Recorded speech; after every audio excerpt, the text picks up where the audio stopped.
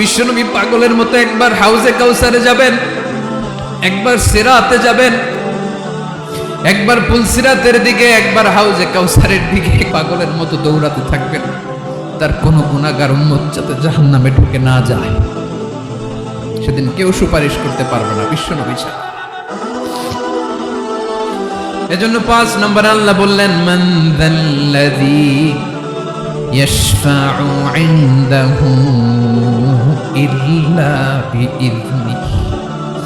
কার সাহস আছে, কার এত বড় বুকের পাটা কিয়ামতের কঠিন দিন আল্লাহর সামনে দাঁড়িয়ে সুপারিশ করবে? কারো ক্ষমতা নেই, কারো ক্ষমতা নাই। বিশ্বনবী সেদিন সিজদায় পড়ে উম্মতের জন্য কাঁদবেন, সবাই কাঁদবে, নফসি নফসি, আল্লাহ আমারে বাঁচাও, আল্লাহ আমারে বাঁচাও। বিশ্বনবী বলবেন, উম্মতি উম্মতি। বিশ্বনবী আমার জন্য কাঁদবেন, আপনার জন্য কাঁদবেন, আমাদের জন্য সেদিন কেঁদে কেঁদে জাহান্নামের দরজায় দাঁড়িয়ে আমাদেরকে টেনে টেনে জান্নাতে ঢুকাবেন। এজন্য এই বিশ্বনবীর ভালোবাসা যেন আমাদের হৃদয়ে ভরপুর থাকে। আমার ভাইয়েরা, প্রতি শুক্রবার বিশ্বনবীর উপরে বেশি বেশি যেন আমরা দুরূদ পড়ি। আমরা যখন বিশ্বনবীর সালাম দেই, দুরূদ পড়ি,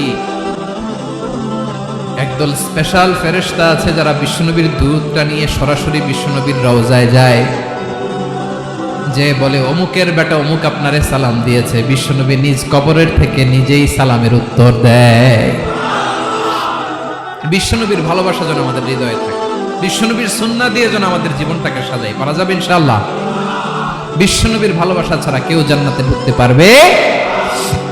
বিশ্বনবীর পক্ষে আমরা বলবো। বিশ্বনবী